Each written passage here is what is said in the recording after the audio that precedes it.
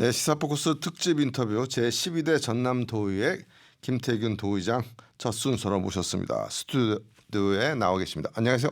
안녕하십니까, 김태균입니다. 네, 후반기 의장이니까 1년 반절 보내신 거죠? 네네. 어떻게요? 1년 동안 뭐 대선도 있고 정치적으로 바빠서 어떻게 바쁘게 보내신 것 같아요, 그렇죠? 예, 많이 바빴습니다. 예, 그 1년 동안 가장 중점을 둔 사안이라고 하면 어떤 게 있을까요, 우리 의장님은? 예. 예, 그 취임 이후 지난 1년은 우리 전남 발전과 도민 복지 증진을 위해 최선을 다한 시간이었습니다. 네. 제12대 후반기 저의 그 슬로건인 일 잘하는 의회 일할 만나는 전라남 도의회에 성원을 보내주신 도민 여러분께 먼저 진심으로 감사를 드립니다. 우리 전남 도의회는 주민의 대의 기관으로 전남의 주요 현안에 대해 해결 방안을 찾고 정책 발굴에 적극적으로 나섰습니다. 그 여러 현안 중에서 가장 큰 주안점을 두었던 분야는 다름 아닌 지역 소멸과 인구 감소 문제였습니다. 안타깝게도 전남은 22개 시군 중 광양과 순천을 제외한 20개 시군이 지역 소멸 위험 지역으로 분류됐습니다. 또한 5개 시와 무안군을 제외한 16개 군이 행정안전부가 지정한 인구 감소 지역으로 분류가 되어 있습니다. 또한 고령화율은 또 전국에서 27.7%로 가장 높습니다. 급속한 청년 인구 유출로 인적 자원의 기반이 심각하게 지금 흔들리고 있는 그런 실정입니다. 네. 전라남도 의회는 인구 문제 해결에 집중하기 위해서 도의회와 전남도와 전남도 교육청이 함께하는 지역 소멸 및 인구 감소 대응 TF를 지난해 10월 공식 출범을 했습니다. 또한 올 초에는 의원 연구단체인 지역 및 인구 감소 대응 연구회를 구성해서 실질적인 정책 마련에 최선을 다하고 있습니다. 네, 그래요. 요게 이제 지역 소멸을 가장 중점을 두고 하셨는데 뭐 이거는 사실 전남만 힘써서 될 일이 아니고 정부적인 차원의 뒷받침도 있어야 되는데 어쨌든 새 정부가 들어섰어요. 새 정부 정책과 이 인구 소멸 극복의 노력 이게 어떻게 잘 맞아 떨어질 것 같습니까? 예. 우선 지역이 없으면 결국 국가도 존재할 수 없는 거 아니겠습니까? 예. 지역 소멸은 대한민국 전체로 봐서도 지속 가능성을 위협하는 가장 큰 현안 중에 하나입니다. 전국 면적의 11.9%에 불과한 수도권에가 모든 것이 몰려 있습니다. 인구 문제, 인구랄지 자본, 산업과 인프라가 집중되고 있습니다. 이제 그 새로운 정부가 이러한 현실을 알고 있습니다. 그래서 지역 소멸 위기를 극복해 나갈 현실성 높은 인구 정책을 강력하게 추진해야 된다고 봅니다. 그리고 이재명 대통령의 국토 균형 발전을 위한 대선 공약을 보면은요, 그 첫째가 균형 발전을 위한 국가 자치분권 회의 신설과 지방 교부세 확대 이런 것 등으로 지방 분권을 강화하고 지방 재정을 확충하겠다는 것에 있습니다. 그 마지막으로 셋째는 경쟁력 있는 지역의 대표 전략 산업을 육성하고 이기 산업의 구조 개혁으로 지역의 균형 발전을 추진하겠다고 발표를 했습니다. 이러한 정책이 성공적으로 좀 추진되기 위해서는요. 지방이 스스로 필요한 정책을 만들고 예산을 쓸 수 있게 지방 정부의 폭넓은 권한과 재량을 부여해야만 가능하다고 봅니다. 그렇죠. 그리고 제가 그 새 정부에 바라는 것은 국가 균형 발전과 자치 분권 확립이라는 시대적 사명을 실현하기 위해서는 가장 우선적으로 해야 될 부분이 지역 소멸과 인구 감소 지역에 대한 재정적으로나 행정적 지원을 확대해야 된다고 봅니다. 특히 그 지역의 지속 가능성을 높이기 위해서는 청년 유입이 핵심입니다. 그래서 이래서 그걸 뒷받침할 청년 특구 조성 및 지원 특별법이 조속히 제정되어야 할 것으로 봅니다. 그 제정 건의를 하셨죠, 의장님께서. 그건 어떻게 아까 이제 재정 및 행정을 지원해야 되는데 그걸 구체화하기 위해서 이 법을 이제 제정해달라고 건의하신 거잖아요. 그럼 구체적 내용은 뭐예요? 예, 우선 저 현황을 제가 조금 더 이야기를 하고 말씀을 드리겠습니다. 예. 우리가 전남도가 작년 한 해만 해도 20세에서 39세까지 전남의 청년 인구가 약 6천 명이 순유출되었습니다. 한 해. 예. 최근 5년간은 한 해 평균 약 8천 명이 유출되었다는 통계 조사도 있습니다. 네. 이런 문제를 해결하기 위해서 네. 전라남도 의회에서는 지난해 6월 전국 최초로 먼저 청년 특화구역 조성 및 지원 조례를 제정했습니다. 예, 예. 또한 지역 소멸 극복을 위해서는 청년 유입을 활성화할 수 있는 제도적 기반을 확립하는 것이 무엇보다도 중요합니다. 네. 예, 그래서 제가 청년 특구 조성 및 지원 특별법 제정을 제안하게 됐고 이런 부분은 청년이 지역에 안정적으로 정착할 수 있도록 지역 맞춤형 지원을 제도화하자는데 그 취지가 있습니다. 네. 그럼 청년 특구라는 게 뭔지를 좀 더 자세히 좀 설명해 주시죠. 그래서 이 법률을 제정을 하게 되면은요. 도심 지역에는 창업과 스타트업을 할 수 있는 환경을 조성할 수가 있습니다. 또한 농촌에는 스마트팜과 농업 기술 교육 같은 기반 시설을 할 수 있고 이걸 통해서 청년들이 자기 삶을 설계할 수 있도록 되게 되어 있습니다. 그래서 누구나 어느 지역에서나 청년에 대한 기본적인 지원을 받을 수 있도록 경쟁이 아닌 보편적 지원 체계가 필요하다고 봅니다.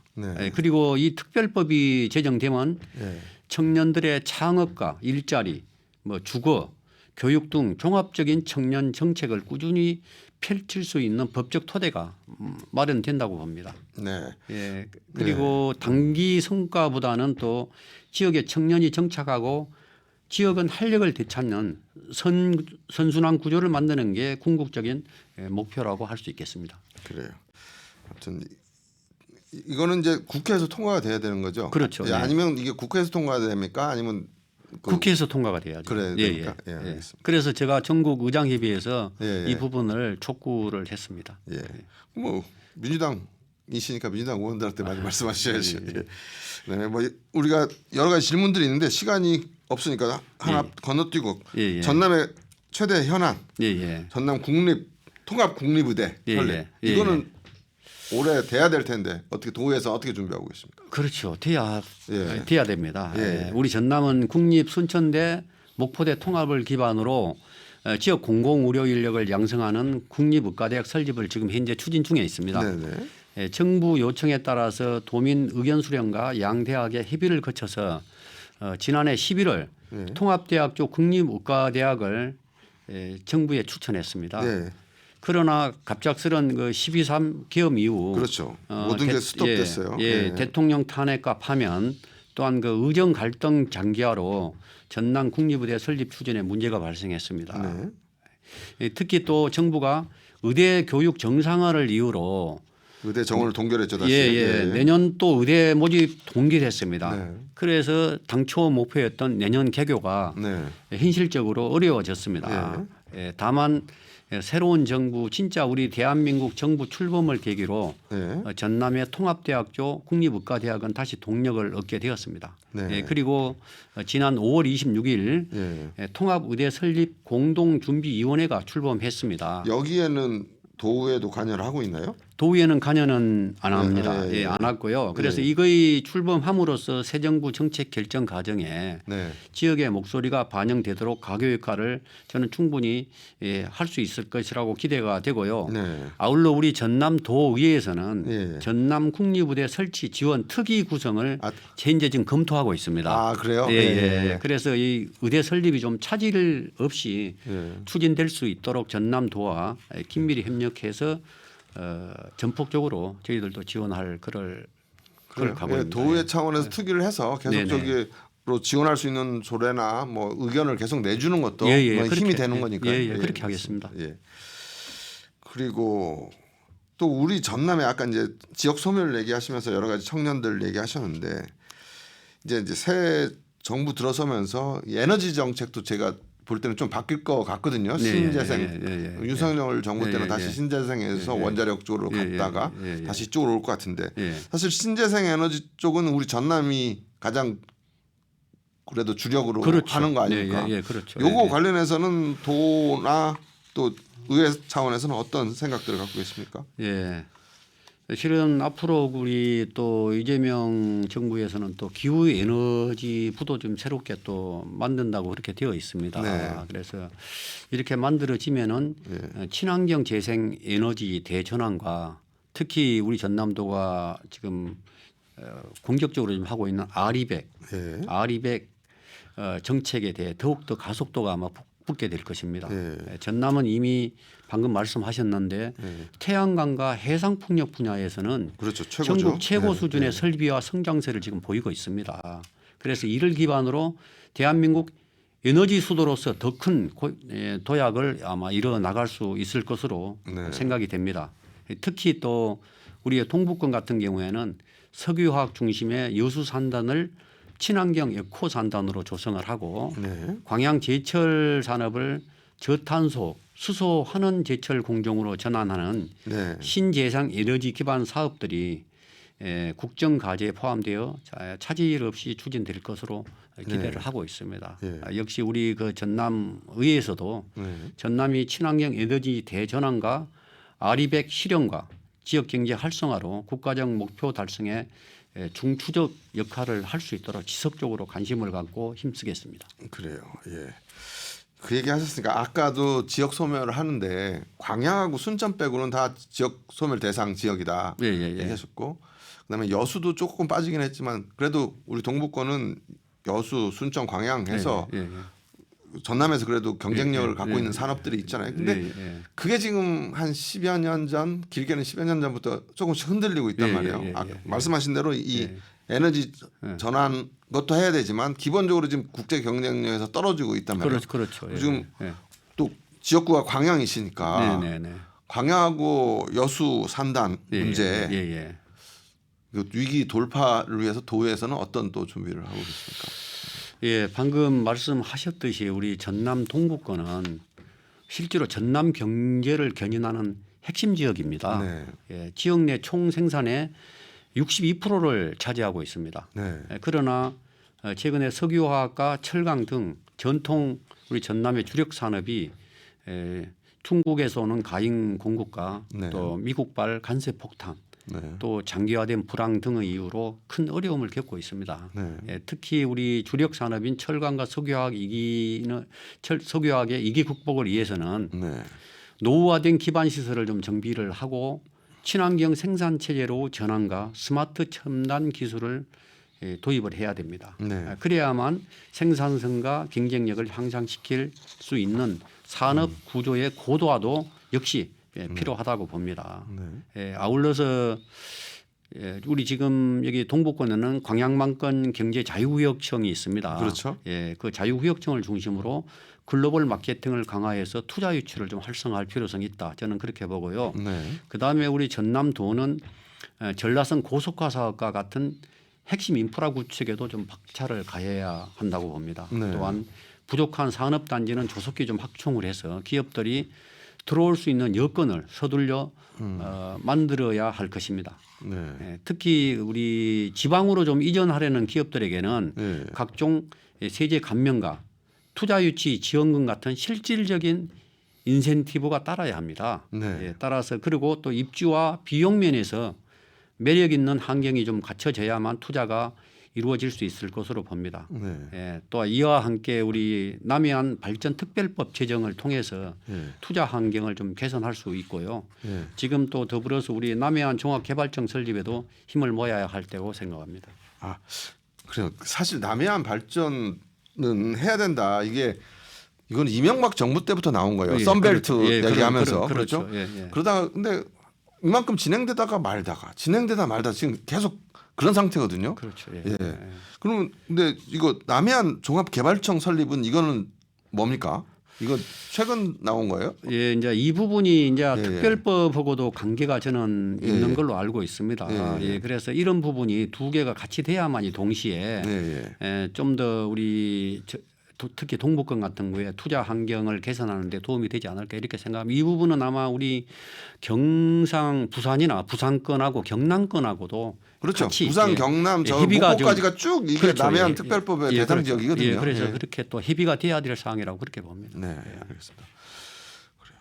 그러면 이제 이런 것들이 되면 결국 SOC 교통시설 이런 것들이 중요한데 아까 이제 전라선 고속화 사업 얘기하셨고 그다음에 지금 경전선 전철화 부분도 있고 요거 이런 SOC 사업 관련해서는 지금 도에서는 어떤 노력들을 이게 좀 빨리 되기 위해서 어떻게 뭐 정부 건의나 이런 것들을 좀 하십니까?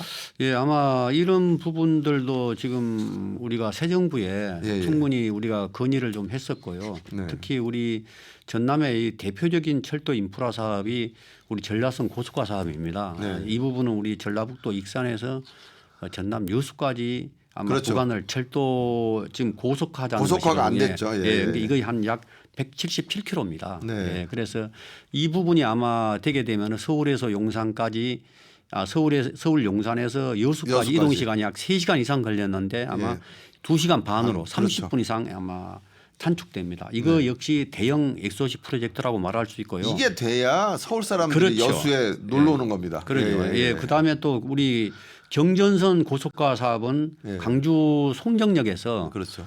순천역까지 있는 또 이것도 한 121km 정도 됩니다. 네네. 이걸 간선철도를 지금 복선화하고 전철하자는 것이거든요. 그렇죠. 예. 이것이 되면은 또 영호남을 연결하는 방금 말씀하셨듯이 남해안권 핵심 철도망을 고속화하는 프로젝트 사업이고요. 네.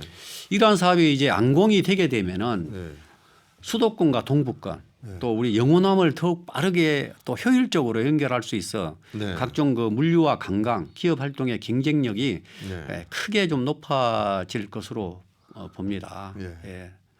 또한 그 우리 전남의 동북권에 또 오랜 수건 사업이 또 있습니다. 우리가 여수 순천간 고속도로, 그다음에 또 광양한 율촌 산단 연결도로 이런 부분도 매우 중요하고요. 아울러서 또 여수 남해 해저 터널 같은 대형 또 국책 사업도 있습니다. 이런 부분은 그건 지금 진행하고 있는 거죠. 예, 지금 하고 있고요. 네. 2031년에 지금 개통이 예상되고 있습니다. 그렇죠. 예, 그렇게 되면 아무래도 영호남 또 상생 발전 차원에서도 효과가 나지 않을까 그런 생각을 가지고 있습니다. 여수 남해 그 해상 그 뭐죠? 해저 터널이죠. 예, 그렇죠. 그거는 저 남해에서 더 반겨요. 그래서 하면 이건 잘 될 것 같고. 근데 아까 이제 그 철강 산업하고 여수 국가산단 산업 위기 얘기하면서 지금 그래도 여수시는 산업위기 선제 대응 그렇죠. 지역이 지정이 됐는데 그 노동 위기 지역으로도 지정해 달라는 요구가 있는 건 아시죠? 요거는 어떻게 좀 보세요? 저희들은 이렇게 보고 있습니다. 지금 현재 여수시가 산업위기 대응 지역으로 지정이 됐습니다. 그래서 이번에 또 정부에서 추경안이 지금 확정이 안 됐습니까? 그래서 여기 추경안에 지금 보전 금액이 30 적은 예산이지만 37억 원이 이미 지금 반영이 되었습니다. 하지만 이 부분 가지고는 안 되고요. 광양만권 전체가 실은 구조적으로 좀 위기에 직면했습니다.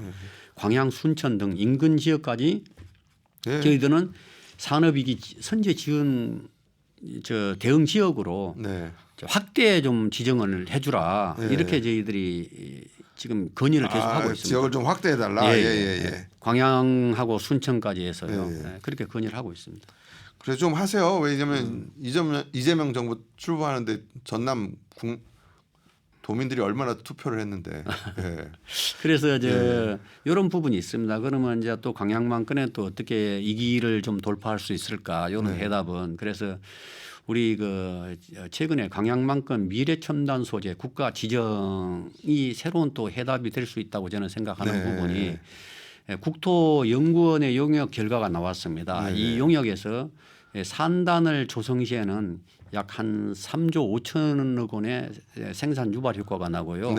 그다음에 1조 2천억 원의 부가가치를 창출하고 고용 창출 효과는 약 한 14,000명으로 지금 조사가 되고 있습니다. 따라서 광양만권이 대한민국 미래 산업의 전략 거점으로 도약할 수 있도록 이런 미래 첨단 소재 국가 산단 지정을 위해 중앙 정부 차원의 중앙 정부에 적극적으로 좀 건의를 해야 되겠다. 이런 생각을 가지고 있습니다. 그러니까 이게 광양만권이 돼야 됩니다. 이거 여수, 순천, 광양 서로 싸울 게 아니라 같이 가야 돼요. 그런 차원에서 사실 여수 산단하고 광양하고 연결하는 이순신 대교가 건설돼서 이게 건설될 때 엄청난 희망을 갖고 건설됐는데 지금 유지비 때문에 골머리를 앓고 있잖아요. 예, 그래서 그렇습니다. 최근에 도에서 이거 국도로 지정해 줄 거 건의했죠. 이거 어떻게 될 것 같습니까? 저도 전국 의장협의회에서도 건의를 했고요. 네. 이제 이런 부분이 실은 아시다시피 지금 여수와 강양을 연결하는 이 이순신 대교는 국내 최대 규모입니다. 네. 예. 그리고 그럼요. 이 이거 부분이 지금 여수 국가산단과 광양항을 연결하는 광양막근의 산업 물류의 핵심입니다. 그래요. 예. 핵심 동맥 예, 같은 그리고 거예요. 예, 핵심이고 대동맥이에요. 또 예. 물류 비용을 절감하는 데 엄청난 도움을 기업들은 받고 있습니다. 네. 중요한 것은 이 이순신 대교가 예. 여수 국가산단의 주요 진입로 역할을 하고 있다는 것입니다. 예, 예, 하지만 지방 도로로 지금 현재 지정되어 있지 않습니까? 예, 예. 그래서 그러다 보니까 여수하고 광양하고 전라남도가 지금 예, 돈을 예, 내고 예, 있죠. 예. 그래서 도로 유지 관리비가 예. 지난해까지 500억 원이 넘는 예산이 지출되었습니다. 예, 예. 올해 우리가 연간 아마 예상은 약 한 50억에서 80억 정도 이상이 소요될 것으로 보는데요. 네. 앞으로는 계속 늘어나서 연간 100억 원 이상이 늘어날 것으로 예상됩니다. 네, 네. 그럼 결국은 우리 순천이나 네. 순천 여수나 광양, 예. 전남도가 예, 예. 고스란히 이러한 재정 부담을 안고 갈 수밖에 없는 거 아닙니까? 예, 예, 그래서 이순신 대교처럼 국가산단과 국가항만을 잇는 전략적 교량은 예. 국가가 직접 관리하는 것이 당연하다. 네. 저는 그렇게 보고요. 아울러서 국가산단에만 한 해에서 여수 국가산단에서만 한 해 6조 원의 국세를 징수하는 등 실질적인 수혜자는 국가입니다. 그럼에도 불구하고 이순신 대교를 보다 체계적으로 유지 관리하기 위해서는 국가 차원에서 관리가 꼭 필요하다. 그래서 국도가 돼야 된다. 예, 예, 그렇죠. 그렇죠. 예, 네, 예. 네, 예, 예. 알겠습니다. 이거는 뭐 도나 여수, 광양시에서 네, 네, 되게 강력하게 좀 주장을 해야 될 예, 거고. 예, 예, 예. 그렇습니다. 예. 그래요. 어느덧 시간이 다 됐고 이제 하반기 의장이니까 1년 지냈고 이제 1년 남으셨잖아요. 네, 네, 그렇습니다. 예. 1년 후에는 지방선거가 있어요. 우리 의장님 지방선거에 광양시장 나오실 것 같다는 얘기가 많이 나오는데 이 자리에서 말씀하실 수 있나요?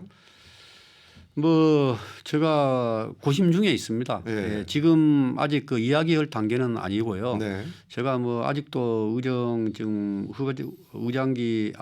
후반기 임기도 네. 한 1년 정도 남았습니다. 남았고요. 예. 그래서 지금은 뭐 의장으로서 의정 활동에 전념을 지금 하겠다 이렇게 말씀을 드리고 싶습니다. 예. 예. 보통 이렇게 물어보면 이렇게 답하십니다. 예. 그래요. 알겠습니다. 뭐 알아듣는 사람은 알아들으셨을 거고. 예. 그런데 남은 후반기 1년 어떤 계획으로 보내실지 짧게 얘기하고 마치죠. 예. 민주주의의 회복과 지역 경제의 활성화를 위해 전남도의회의 역할과 책임이 그 어느 때보다도 크고 무거운 때입니다. 전라남도 의회는 민생 경제 회복을 위한 다양한 정책적 지원에 힘쓸 것입니다. 얼어붙은 지역 경제가 활기를 되찾을 수 있도록 사회 전반에 긍정적인 소비 분위기를 조성하기 위해서 최선을 다하겠습니다. 또한 소상공인들의 경영 안정을 위한 보증료와 2차 보전 지원부터 선순환 소비 생태계의 확립을 위한 지역사랑 상품권 할인율 확대와 착한 선결제까지 도민의 눈높이에 맞춘 체감형 정책으로 지역 경제의 활력 창출을 위해 힘쓰겠습니다. 제12대 후반기 남은 기간 동안에도 일 잘하는 의회, 일할 만나는 전라남도 의회 역할에 충실하겠습니다. 앞으로도 우리 전라남도 의회에 많은 응원을 부탁드리겠습니다. 그래요. 예. 오늘 말씀 감사합니다. 네, 감사합니다. 예. 지금까지 제12대 전라남도 의회 김태균 도의장과 함께했습니다.